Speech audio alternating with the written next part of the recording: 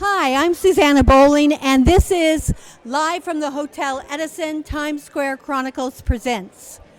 The songbook of my life includes the song You by the Carpenters, Weekend in New England by Barry Manilow. This composer, songwriter, musician has also written songs for Dionne Warwick.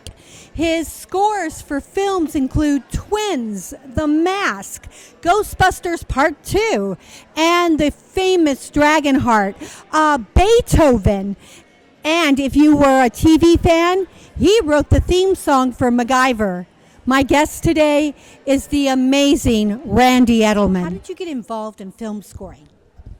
I had done some films from early on. What I was interested in was not so much the musical. I was interested in the mathematical. How do they match the music to the film? It was before we have now, which is a snap, because we have computers, and I lock to the picture, and it's right every time. There was a different technique. So based on that interest, I kind of got into it. Medica, I think I studied with somebody about it. It was a click track, which everybody knows. Did they use metronomes? A metronome, but not a metronome as you know it. It was a click track. Yeah, nothing like, yeah. So I got interested in that, but then after I did a few of these films, so I hope we got the one about the Kennedy assassination, executive action. After I did that and learned it was difficult, I decided, you know what, I'll stick with the songwriting, which I never had any intention of being a songwriter or writing lyrics or singing, because that seemed to be, it was happening, and it was easier. And also, I think I was saying before then, it's not like everybody was calling me up to do, okay? So I did that, and once in a while I'd score a TV movie or something. But my focal point was making these albums and writing songs, and then Barry Manilow did Weekend in New England, and Olivia Newton-John and Patti LaBelle and Blood, Sweat, and Tears, and a lot of people who were recording outside material and selling records, of which there were none. Maybe Barbra Streisand were recorded, but the people selling records were Dylan, the Beatles, blah, blah, blah, the Eagles, Carole King, Elton John, they wrote their own stuff. So that's what I did. And like anything else, as far as people would say, oh, you decided to do something else. No, getting to film scoring is near impossible, okay? However, it takes a little something, and it's got to be something big to really get you in there. So 20 years later, after doing everything under the sun and having success in England as a songwriter, I went from the United States to England for Elton John's company, Rocket Records, to Stockholm with ABBA. Oh, wow. How many people have had? So I kept going. If I kept going east like that, I would have ended up in Russia doing an album. You know what I mean? So I came back here, and I was in Russia scoring the Bluebird. I was in a group called Young Americans, and we got to go to Russia. Did you like being there? I did. Well, yeah, because it was a government thing, and it was great. But I mean, I was there mainly in the heat of the summer, at that time, Leningrad. But anyway, so finally, at a certain point, after doing 8, 9, 10 solo albums, that nobody gets a chance to do that many albums if you don't have a big hit single, I started really concentrating on other things. And thank God I never had a hit single as an artist, because if I did, I could have never scored a film, because you're just pigeonholed. Like, oh, he sang that You Are the One or Weekend, forget it. He's not a serious musician. So when I started scoring films, when I was almost 40 years old, big films, nobody, even though I'd been in L.A., I was a new kid in town. I looked a little younger, shall we say, than I was, which helped. That's all good. And it was in a strange situation with a director named Ivan Reitman, and the great Ivan Reitman, Ghostbusters, all the Animal House, all that stuff. And it was for a picture called Twins. And I was going to come in to do a couple of things, because it was about a big guy named Arnold Schwarzenegger and a little guy named Danny DeVito, and he wanted something different. And the guy who he hired, only one of my favorites ever, George Delarue, the great French composer, he didn't think this is how the film business is so they brought me in, long story, to write a couple of cues. Okay, ended up, I wrote much more than a couple of cues. I wrote almost the whole score. That led to Ghostbusters 2 and Kindergarten Cop and him, and then I became My Cousin Vinny and The Mask, the comedy king of Hollywood. And then, like everything else, I mean, I appreciated it, but I didn't write for any of those pictures.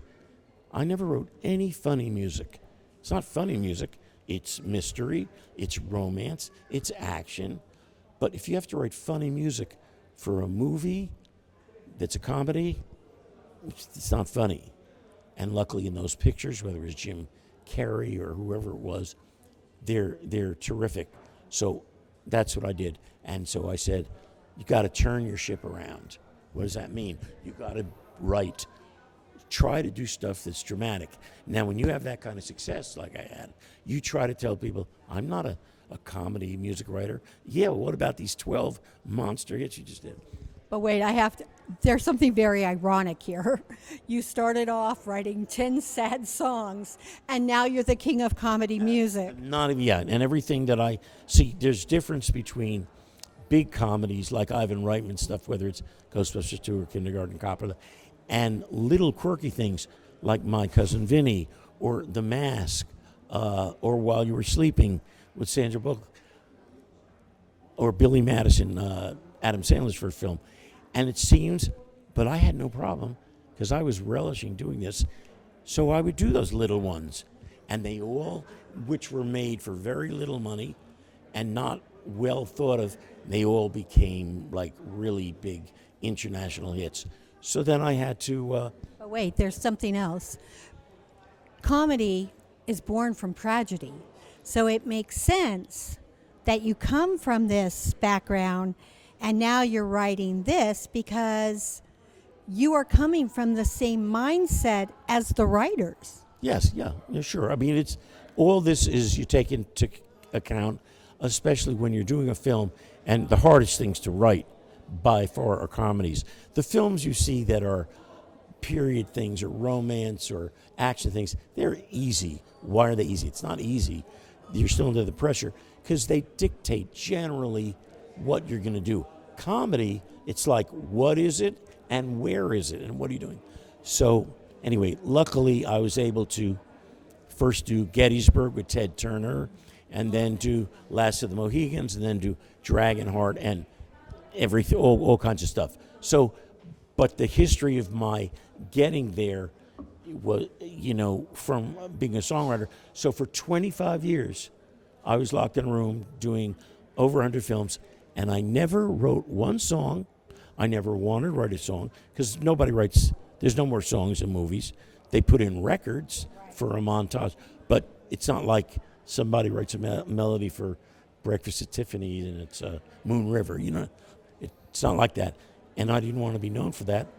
So I became what I first thought I was going to do, which is being a musician and a conductor. And you say that epic romances, epic storylines are easier to write, but would they not be the things that speak to the heart more? I mean, you're talking some of my favorite scores of films, and I know that you won you were nominated for 2 Golden Globes. What were the 2 shows that you were nominated for the Golden Globes? Those were for Mohegans.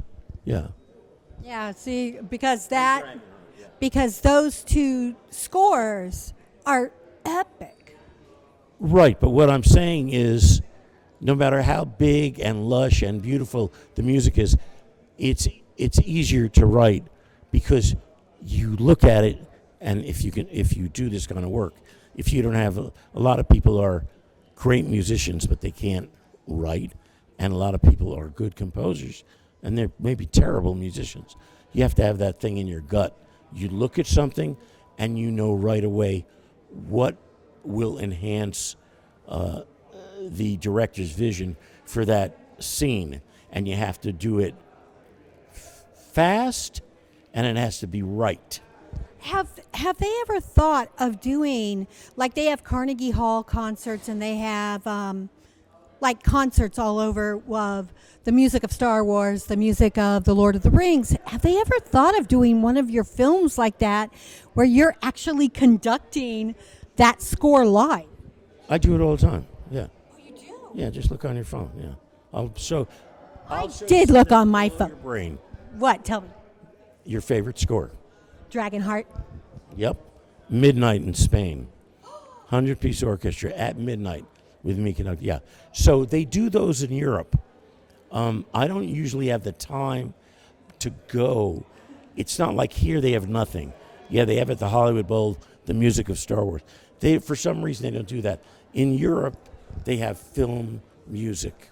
Wait, here they do it at Carnegie Hall, and they also do it at Madison Square Gardens and those are like you said. and Radio City. Yeah, no. That's one. That's usually a, Star Wars or Lord of the Rings. No, I'm talking about lots of composers doing big scores. Yeah. No, I would love to see Dragonheart and have them. Have you seen the 3D holographs of the dragons? Yes. Oh my God! Could you imagine seeing that score live with the dragons coming at you? It's a great idea, but no, I have no interest in it. I did the movie. That's all. The movie's done. Goodbye. Next. What haven't you written music for that you would love to write something for? A million things. So start with one. No, I can't. There's lots of. No, there's lots of things that I love, but no, I don't think of it like that. I just love the music. I love the music To Kill a Mockingbird. Yeah, I would have loved to do that. Forget about the fact that it was years ago, or I'll see something tomorrow. But it doesn't. That's not the way I don't look at it like that. Have you ever thought of scoring a show on Broadway? Yeah. I have one in my packet over there. Of all the singers that have sung your music, do you have a favorite? And is there somebody that you would really love to sing your music for whatever reason? Yeah, but again, there's lots of people. I don't have any one person. Remember the singer Nancy Wilson? Yes. Yeah, okay, so she's somebody I love who did my song. She's not around any longer, but no, I don't. Who did I hear sing the other day? There was somebody great, but I forgot who it was. No, I just, as a songwriter, I would want to choose who sings my music because I want people that interpret and can take what I do and move it on. See, I'm different because I've never written a song for anybody. I write them for myself. Now, that makes me sound very self-important.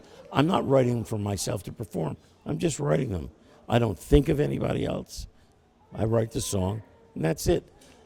I record it on, like I'm doing a new album of new songs now that I haven't done for a long time. And I don't know. How many albums do you have out now? You mean from the beginning? Yep. Well, like maybe 12 solo albums, but those things are back. Soundtracks I have, that's where my big stuff is now. 70, 80 of those. Is there a song that you've written that you're the proudest of? Whether it's from a score of a film or whether it's a song that you wrote to sing? Okay, well, if you say a song I'm proud of, I don't write. It's not films. I don't write songs. I've never written a song for film. A section of music. Yes, but again, you're right. Yeah, I have lots of stuff that I love. I've done too many to pick anything. They're all. It's just I can't explain it. It's whatever you're working on at the moment usually. And I know that sounds like a cliche, but that's the way it is. If you work at a certain rate. Right now, I'm back into songwriting, so I haven't written a score in a while. So right now, I'm focused on this album I'm doing, which has some real interesting stuff. Now, I know you perform at Chelsea Table and Stage. When are you performing there next? I think the next one's in June. I go to London and do a place I like there, then Manchester, and then I think I'll come back here then. Yeah, and that's a cute place that I love. Easy, no big deal, no pressure, Is there something that you would like our audiences to know about you that I'm not asking? That you're not asking? Something to know about me. No, I'm just a very nice, easygoing, Sensitive. Jewish kid from New Jersey. No, I asked this question because at one point I did a TV series and people wrote stuff about me that was so untrue. And I always swore that if I ever got in the opposite position, that I would give whoever I talked to a chance to say what they want. Oh, well, because of the internet and social media, 99% of the stuff they write is untrue. You can't believe a word of it. But the one thing I will tell you that Eileen knows about is that if you look me up, you will see that I've written every Chipmunk song. Okay? You look it up. Yeah, see, you're believing it. It's not true. But you probably would believe it. Then if you go back and you see The Witch Doctor, written in 58. Now, I did score the first full-length Chipmunk movie years ago, and they got it confused. And I've been trying to get that thing off. So if you say, what's something that's untrue, that's the first thing I'd say. And see, you're saying that, and all that's going through my head is Christmas, Chipmunk. I didn't write that one. Have you ever had a chance to score for a app or a game? I have, but I haven't done it. Yeah, I mean, I like writing for big screen, When you wrote the TV theme song for MacGyver, did you become? See, these are all stories. Well, this is a real thing you did, right? Oh yeah. Okay, so when you wrote the TV theme song to MacGyver, did that get you popularity? No, everybody hated the theme and the show. We did that. It was a pilot. I did it all myself with an instrument called the Jupiter 8 and a piano, and that was a lot of adventure stuff. But it was different then. It was network television. They had a thing, and they bought just. They didn't like the show because you see that show, which is, about a guy who can make a bomb out of a chocolate bar. No one had that concept. They didn't have it really together. It was a loose idea, but they liked the guy, so they picked up the show. Now, so I did the pilot. Then, if the pilot is picked up, especially to a show like that, it was an hour show. So in an hour show, you have 10 minutes of commercials and 50 minutes of there's music all the time. And so when they pick up the show, a whole new crew of producers come in when they start having to do the show. So they called me up, and I hadn't written any TV themes, and they said, okay, we got to talk about the theme. And I said, what do you mean? I already did the theme. I did it in the pilot. Well, we don't have a title sequence. When they do a pilot, there is no title. And they said, so you couldn't have possibly done it. I said, yeah. You see when he jumps off the cliff and it looks like he's going to go into the water and the parachute comes out and it's kind of a triumphant feeling that MacGyver has been. That's the theme. Oh, no. Now it's the most well-known TV theme. But I had to fight them. And I said, okay, I'm out of here. So that became the theme. Not that from that show, but the theme of that scene became the theme. And it was always on Monday night. That's a bad night. Why? Because there was Monday Night Football. So in East Coast, it's on before or after. In West Coast, so it never got good ratings. But it stayed on and on and on. I left after the first little run because I couldn't do it. I could not keep up with it, and I didn't know how it's done. It's done with a bunch of people in a back room with you writing themes, but that wasn't my way of, I always did everything myself. So I figured the show was going to be canceled. Luckily, it went on forever with my theme. It's still on now in Billion Country. So, but Now, yes, I did research, but I didn't see this. So if I'm ignorant in this question, I'm sorry. Did you do any other TV themes? no, because I bailed after that. No. There was a couple of things, but no, I'm trying to think something. Well, sports I did. I did the NFL and the Olympics and that stuff, but that was different. Those were like one-offs with a guy named Dick Ebersol at NBC Sports. Great guy, really good. I did a commercial for him years ago in the sound studio. He was at NBC, and they started using all of my stuff, not stuff written for them, scores, Gettysburg, Mohegans, Dragonheart. It doesn't matter whether it was the Breeders' Cup, horse race, or the World Series, or whatever it was Randy's. So they had me come up, and they said, we like this, write us a football theme, So other than that, I never did another MacGyver. And then it was shortly after that, after I decided to go back and write songs, because I didn't want to put up with it, that twins happened, and then changed my life completely. Do you have any film scores coming up or films that are coming up that have your score in it? Yes, but I never mention them. When it comes out, you can see it. This year? Maybe. And and when is your album coming out, and what is the name of it? I think I think it's going to be called Waltzing on a High Wire. That's the name of it, I think. I guess the fall. It's almost done now, and I may move from the little Chelsea up around here on 57th and 7th. Oh, to 54 Below. No. On 57th and 7th. Oh, Carnegie. Thank you. Oh, yeah. I'll be there for that. I'm like, wait. Mistakes, baby. I don't have time. Hey. Is there anything else that I should ask you that you would like me to say? A million things, but no. This has been great. I love talking to you. It was great.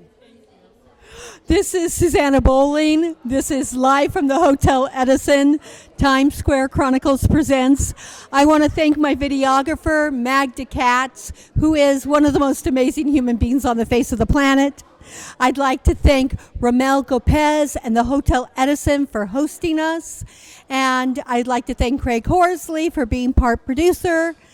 Stay tuned. We'll be announcing our guests for next week very shortly.